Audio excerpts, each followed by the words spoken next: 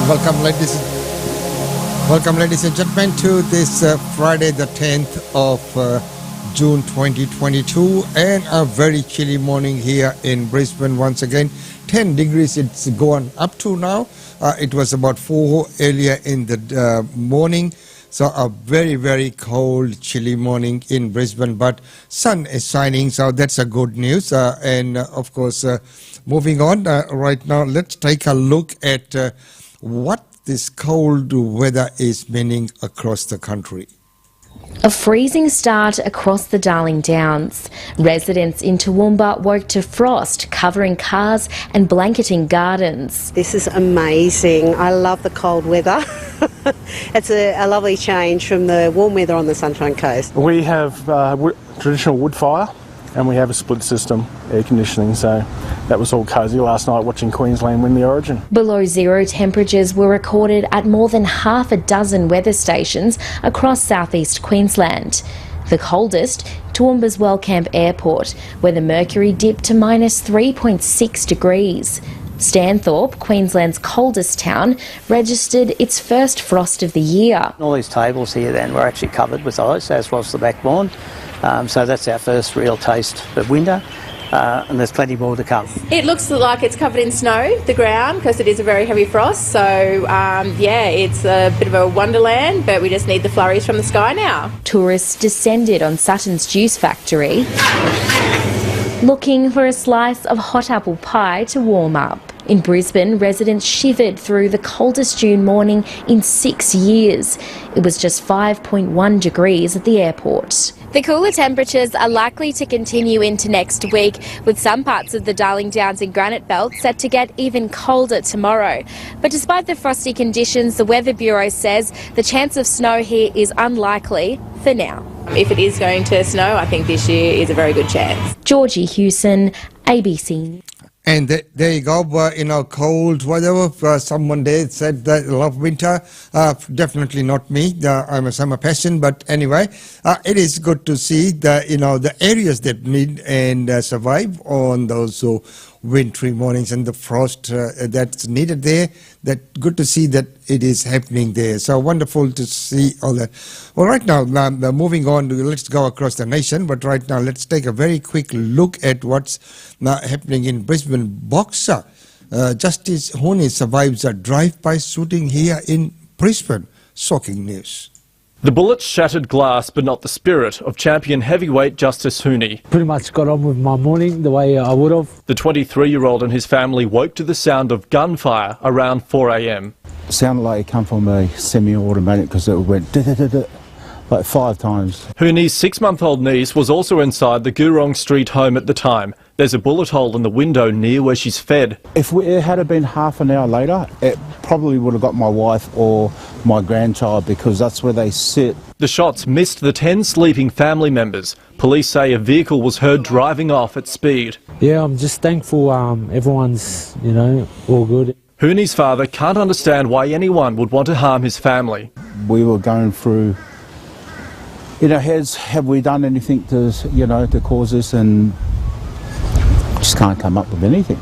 Police are appealing for witnesses. They're bloody excellent neighbours. Who knows what it's about? It could be about boxing, and it could be, just a random thing. The family is shaken, unsure whether it's safe enough to stay. It could be someone out there that doesn't want to see justice succeed, so I'm really worried about that. Justice says he won't let the incident put him off the biggest bout of his career yet, next Wednesday against Joe Goodall here in Brisbane. Hooney still went to training this morning despite his home being a crime scene. My focus is still on the fight next week, and it's going to stay there. It's another blow after a broken wrist ended Hooney's Olympic dreams last year. He's vowed to take this latest incident on the chin too, however intimidating. Alexander Lewis.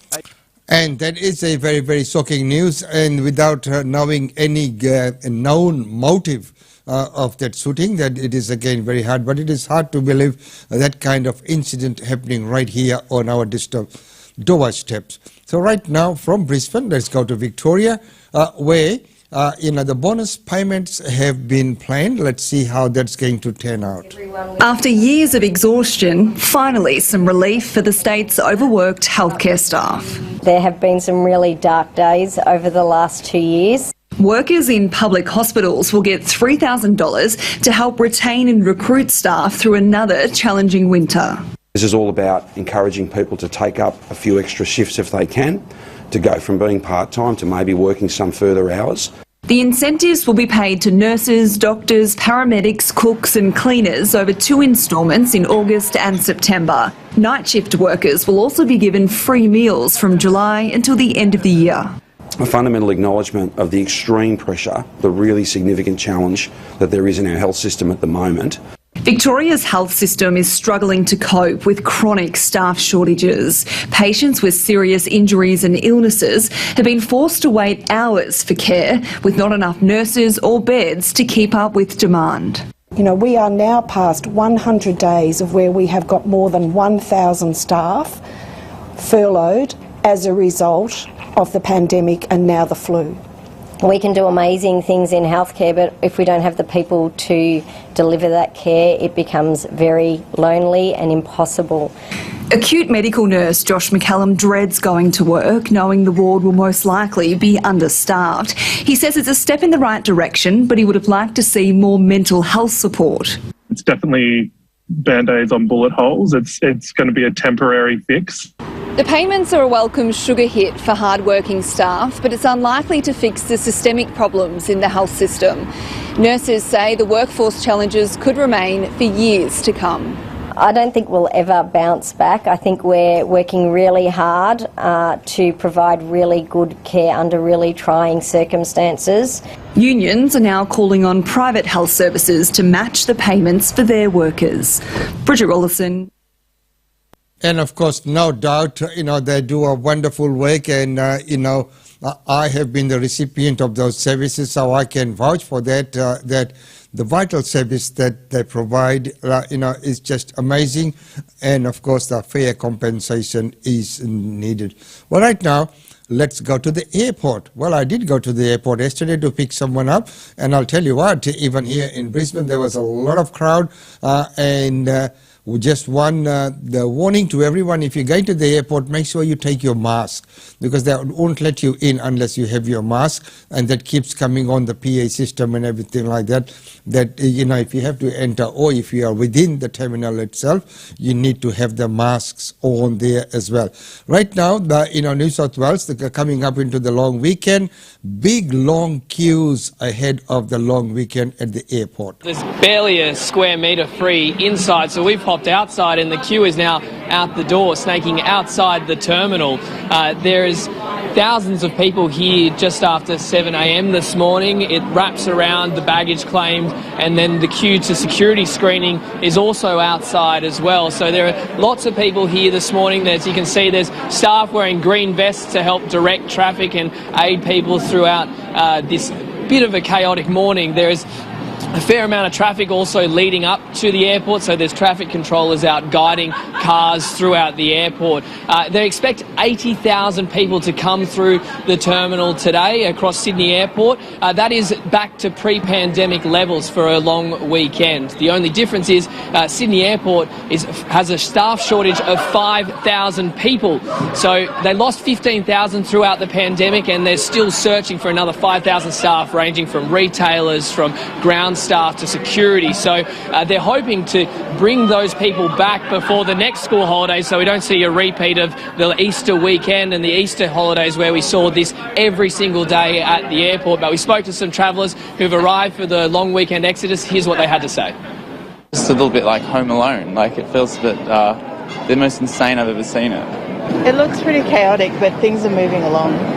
So it's like organised chaos? Yeah, pretty much. A little bit of organised chaos. Yeah. It seems to be moving, which is good. It's not surprising, since we were here for the last time it was full and busy, so... The new norm? Yeah, to be expected now. I came here on Sunday and it was so much quieter, and I wish it was Sunday again. Shocking. You didn't expect it? No. Oh God. Do you think you'll make your flight? I hope so. Now, it's also double demerits if you're driving along the roads over this weekend. If you're heading to the airport, allow 2 hours for domestic flights and 3 hours for international. So there you are, the big long queues there at the airport, and it is devastating to see that many people did not allow enough time, and they did not estimate that there would be this many people at the airport all at that same time. Well, right now, moving on, let's look at the memorial that's been now unveiled for the Indigenous veterans. This is a move in the right direction.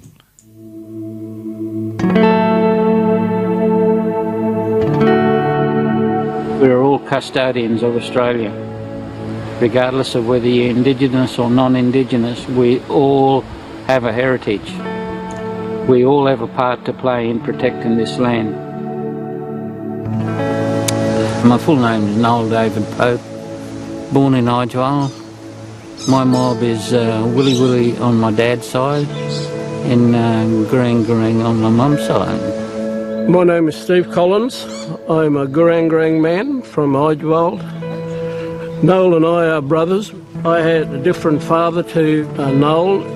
Our mother died when I was 4. We were brought up by our grandparents. 90% of our time was spent out bush, and we just lived off bush tucker. I think you'll find there at Harkness Boundary Creek there was the boundary where we weren't not allowed to go into town after 6 o'clock. Demographics of Idgewall, it's a little country town in central Queensland.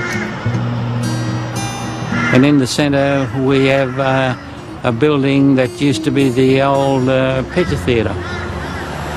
I had some really good non-Aboriginal friends going to school, and we'd walk to the Picture Theatre together. But when we got to the Picture Theatre and paid for our tickets, I'd go to the left and they'd go to the right. But we were nothing. Yeah, we were nothing. Yeah. The government gave me a choice if I wanted to go to the army or finish my education, and I wanted to get out of Idgewall, so I joined the army. Yeah.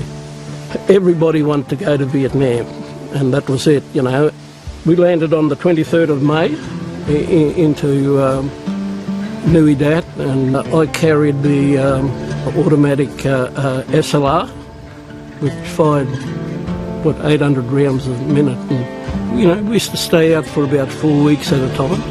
But I was used to that from staying out in the bush. And yeah, I just took it in my stride, yeah. In the night time while you were sitting, you'd see the firefights that were happening and the incoming artillery. You'd hear all that sort of stuff. I joined the army in 1970. I was just 19 going on 20. Did quite a bit of training with the South Vietnamese soldiers, bringing them up to speed, learning them some of our tactics, techniques, and I soon learned that if you perform to the best that you could give, you were in the clique. So I worked really hard. The first thing that hit me was, I'm as good as anyone. And that same feeling has carried me nearly all my life. It changed me forever, as far as being accepted in society. The war. And amazing story there, and a wonderful coverage from the archives, I must say. And it is good to see that now the Indigenous soldiers are the veterans are being recognized, and rightfully so too. Well, right now, let's go to this energy crisis. So, Origin boss warns that there is no quick fix. Frank Calabria, the federal government is asking for the industry to help with this current crisis. What has Resources Minister Madeleine King asked you for? So when we spoke together late last week, Madeleine, it was all about getting resources to market, and in particular what was everyone doing in relation to coal to power stations and getting power stations back, and also contributing to getting gas flowing into the market given the recent events. So it was really around those resources that the focus was. What commitments were you able to make her? So in terms of us, our main focus has been about firstly getting more power out of our Ironman power station, which means getting more coal into that power station. And one of the key areas that we were working with the New South Wales government and the federal government was to get more trains into that power station, and that's working better as a result of those discussions, so very pleased to see that. In relation to gas, Origin firstly has responded to the Retail of Last Resort event in relation to Western Energy and sort of making gas available to those customers in our capacity as a retailer of last resort, and also making more gas available in the market. And at the same time, we're obviously a shareholder in APLNG, and that's about getting more gas north to south. How much more gas are you getting into the system? When you say you're getting more gas in, how and where is it coming from? In the circumstances of Queensland, the LNG joint ventures have actually been sending it south. And I think at peak times last week, it obviously hit the peak capacity of that pipeline. But yeah, that's what's been going on. You sold 4 LNG ships into the spot market in the June quarter. That gas could have been sent south, couldn't it? So APLNG sells 30% of its entire gas comes into the domestic market and has done for the last decade. So it's selling a lot of gas into the domestic market. It offers all of that gas before it sells any spot cargo. Any spot cargo is firstly offered to the domestic market. And so as a result, it has obligations that it meets under the ADGSM to do that. And that's working. And by the way, the commitment of those cargoes has been made before that time. But clearly what's happened now, as the demand has really peaked, and it really is as we've come into winter and not enough coal power has been made available, it's those forces that have really resulted in the need for more gas to be available for power generation. And that's when certainly APLNG and the other joint ventures have been sending gas into the market when it's needed. How many LNG ships are you going to sell into the spot market this quarter? On this half, I think it's close to, it might be 12 to 14 for the full year, and those were commitments that were made a few months ago now. What I know the joint venture has done is that as soon as there was a need for the gas, they've certainly redirected then volumes down into the East Coast. That's a decision for the joint venture, but it certainly has responded as soon as it became aware of that situation over the last week or so. How soon do you actually see the gas price coming off its $40 a gigajoule price? Yeah, difficult to predict, because at the moment we're also seeing a progressive number of outages coming back over the coming months, and they've all got to meet those, and then it gets out of the winter coal peak outages? Yeah, there's coal outages, sorry, I should be clear. So it's all coal power station outages. And they're progressively coming back based on the schedule we can observe publicly through June, July and August. And through that time we'll be through the winter peak period and coming back into spring and summer. But the reality is it's difficult to predict right now based on those timing. Quickly on the... So as he mentioned there, that it is very hard to predict right at this point in time, coming out of those months. And of course the coal-fired stations are slowly coming back. So, you know, we are still reliant on coal, and well, it will be for a while. The energy is needed out there. How do we get it and how do we produce that remains a choice. But before we go to our daily India report, here's this news about the former FIFA president, Sepp Blatter, faces corruption charges. It's been called the football trial of the century in Europe after saying he was too unwell yesterday. Former FIFA president Sepp Blatter is testifying today as he faces a host of corruption charges in Switzerland. He'll be followed by ex-UEFA president Michel Platini. Both men were banned by FIFA's ethics committee in 2015 and could face a 5-year prison sentence and a hefty fine if they're found guilty. So there you go. The corruption charges happening, and he was too afraid to appear before the court yesterday, but he's going to be testifying today. Well, ladies and gentlemen, right now it's time to go to our daily India report.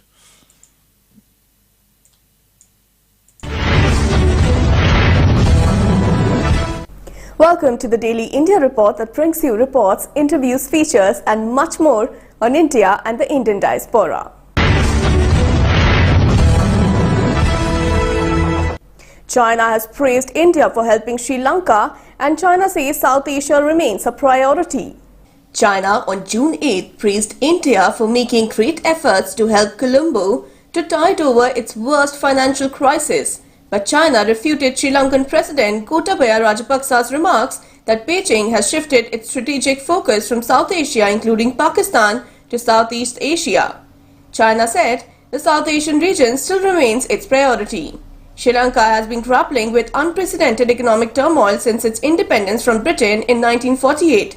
Sri Lanka's economic crisis has created political unrest, with protesters demanding President Rajapaksa's resignation. China's Foreign Ministry spokesperson Zhao Linjin told the media in Beijing that, quote, "We have also noted the Indian government has made great efforts in this aspect. We are also willing to work with India and other members of the international community to help Sri Lanka and other countries with difficulties to help these developing countries to get through this situation," end quote. China, which has made big investments in Sri Lanka, is hesitating to help it when the island nation is facing the worst economic crisis. India has sent about $3 billion in assistance in the form of line credit and other modes to help Sri Lanka, which has virtually declared insolvency and defaulted on all foreign loans, including that of China, totaling $51 billion.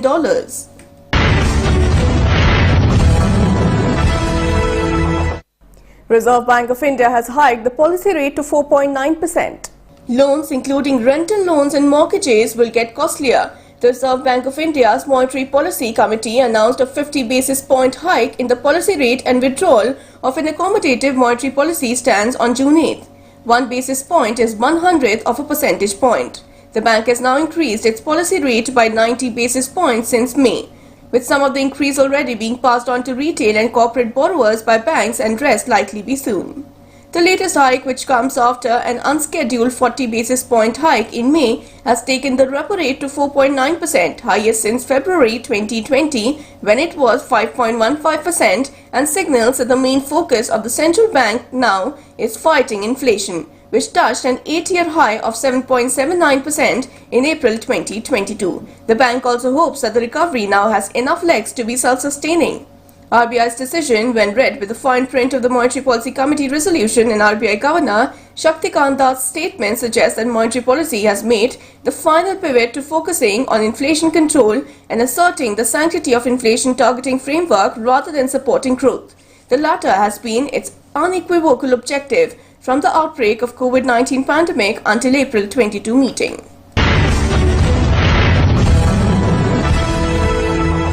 Indian Railways has adopted an upgraded system for more Vande Bharat trains. Indian Railways will now be able to operate more Vande Bharat trains at a time. This upgraded electric traction system, which is globally adopted, is used by countries like France, Germany, South Africa and China. Not only Vande Bharat but other trains in India will also run using the new electrification system, said a Railways letter. Union Railways Minister Ashwini Vaishnav announced on May 28th that around 4 Vande Bharat trains will be flagged off every month from September. Vande Bharat is the country's first semi-high-speed train. The Indian Railways has already started working towards bringing in system on 2 routes, Delhi, Mughal Sarai in Uttar Pradesh and Mughal Sarai Howrah. The tender to begin the work has awarded a few months back.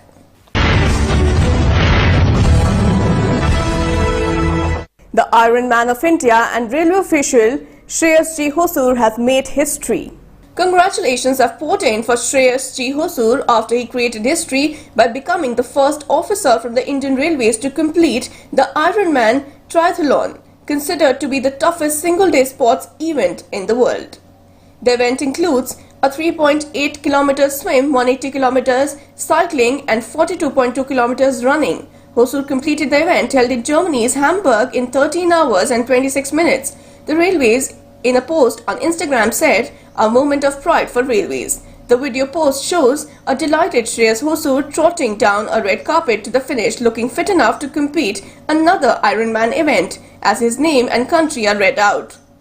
In a statement, the Railway Ministry said, "The finisher of the event is popularly known as the Ironman, befitting the mental and physical strength the race demands."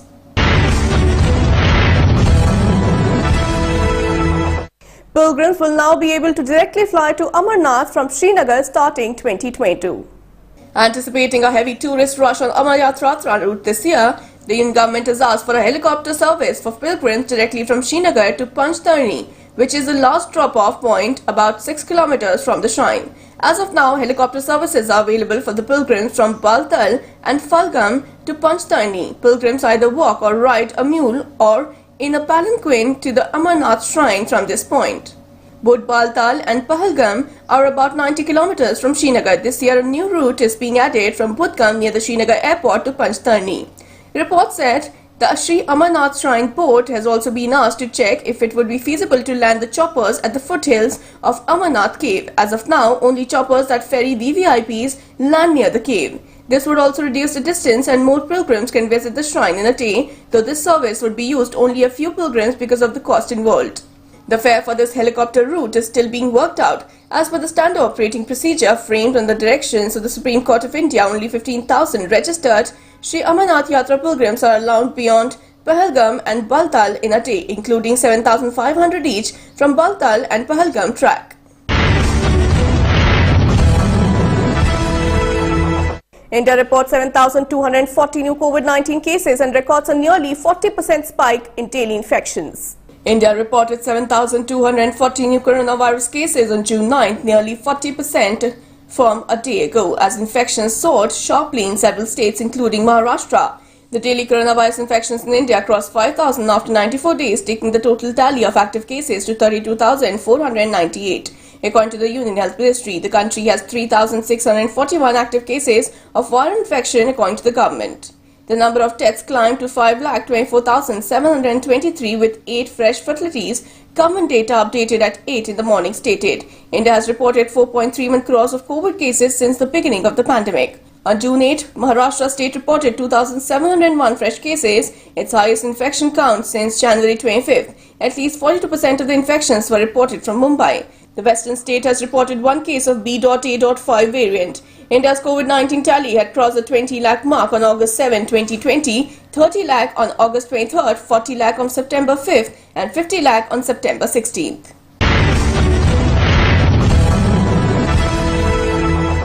India has made masks mandatory on flights and at airports amid the COVID surge.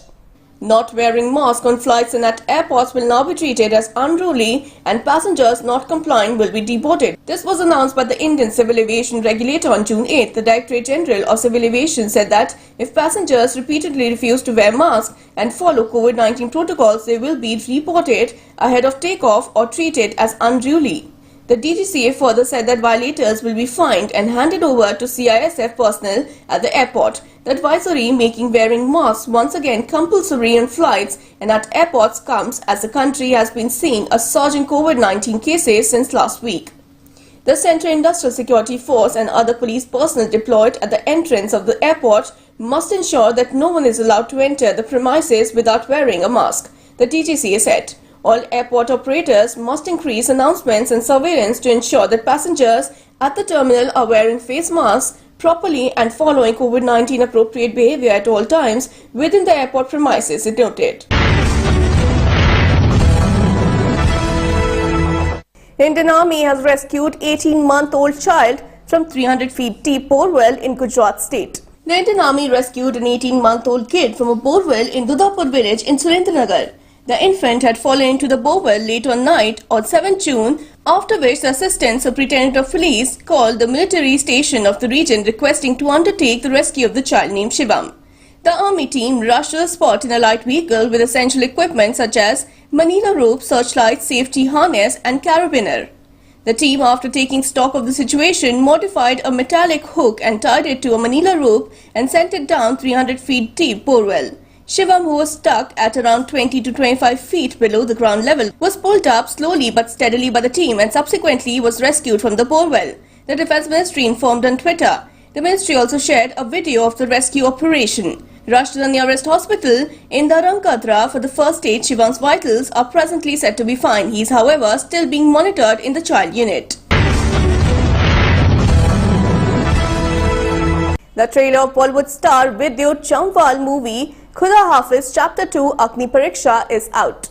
The first action-packed trailer of Vidyut Jamwal's film Khuda Hafiz Chapter 2 Agni Pariksha is out, and it promises to showcase the lead star in an avatar he is best known for as an action star. The over 2-minute trailer sees Vidyut and his partner Nargis, played by Shivalika Oberoi nursing the dream of bringing up a child, and soon they are blessed with an adopted daughter Nandini. However, Nandini gets kidnapped and Vidyut's character decides to embrace his dark side. मगर वो कहते हैं ना कि जुल्म करना और जुल्म सहना दोनों ही गुनाह हैं।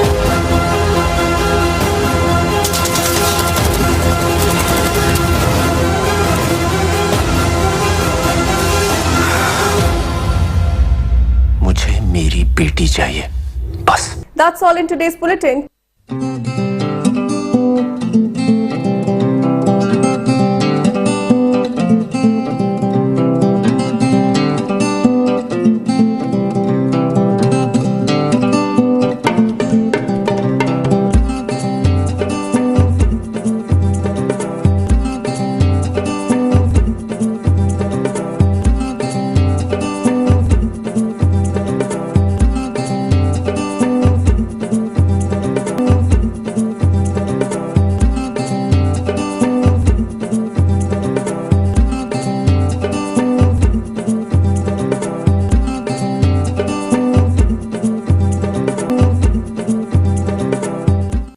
And thank you very much, Anubhuti, for that wonderful coverage today.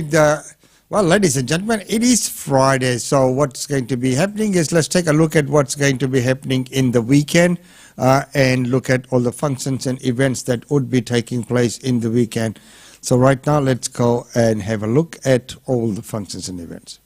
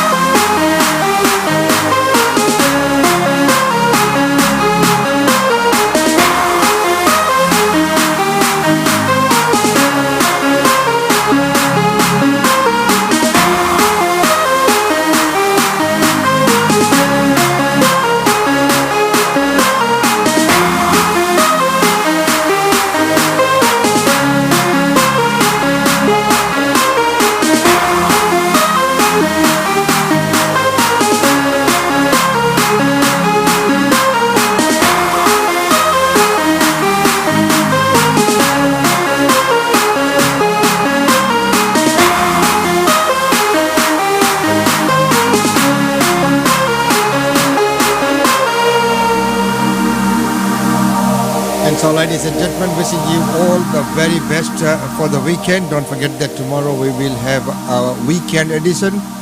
And of course, we are planning some great interviews coming up next week as well. And if you are going out in the weekend, make sure that, you dress appropriately because the weather is really, really cold right here. Well, it is not too bad right at the moment, going up another degree, and it is now 11 degrees and sunny in Brisbane. So until tomorrow, it's goodbye from us, and it is great to see you all here on this Friday, the 10th of June. Until tomorrow, it's goodbye from us.